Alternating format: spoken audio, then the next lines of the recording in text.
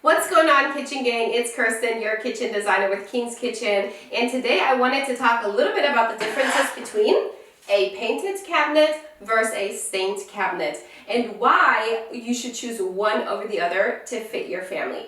That was actually a question that one of our viewers, reached out to me and asked me and kind of said, hey Kerstin, why would I choose one finish over the other? So I will answer that question today. And really quick, before we get started, make sure to subscribe to my channel. I talk about kitchen design and remodeling every single Friday, and I teach you guys how to design and remodel your own kitchen.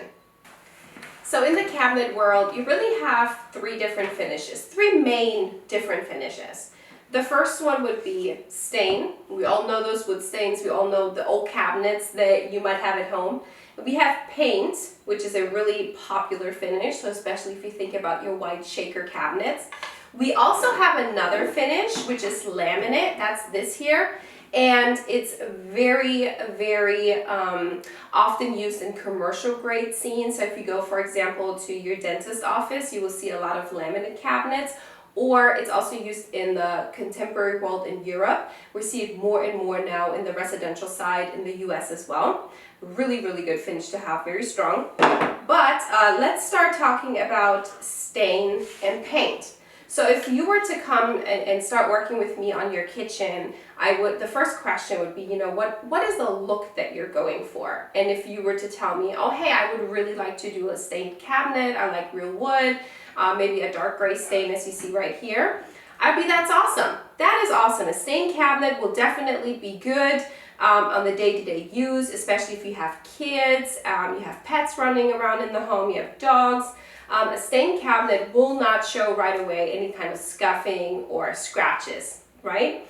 Now, if you were to tell me, Kerstin, I want to have that paint finish, you show me a picture from Pinterest and it's like this beautiful white kitchen, I would be like, okay, hold on, let's take a step back here, because what's going on in your house? Do you have a lot of animals running around? Do you get a lot of kids over? Are the kids bringing their friends over? Are they all sitting on your white island and then kicking the back of it? That's a really important thing to think about, because white paint is extremely vulnerable and you really have to keep that in mind. So white paint, or like in general paint, it's in the manufacturing plant. There's a bunch of different finishes that goes on, and then it basically gets baked and dried, and then it gets wrapped up and shipped to your home. So you can already anticipate having maybe one or two scuffs somewhere in that kitchen, which is why you get supplied a touch-up kit. And it's not just for your installer, it's really for you as well to hold on to, because there will be a scuff somewhere that you might have to touch up and it's not going to look perfect. And I think in reality, a lot of times people see those beautiful Pinterest pictures and kind of forget that that was taken before everybody moved back into the house. You don't want to forget, you're building this kitchen to last, and you're building this kitchen to live in it with your family.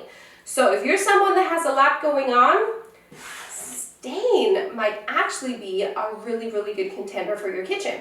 Now, I did touch base on laminate just a little bit, and laminate, if you're working in a more modern design style, is an absolute really good, strong finish. So I recommend this to people that are building, for example, rental units, and there's going to be a lot of traffic, or we're doing, more modern settings, because this really holds up to your day-to-day life.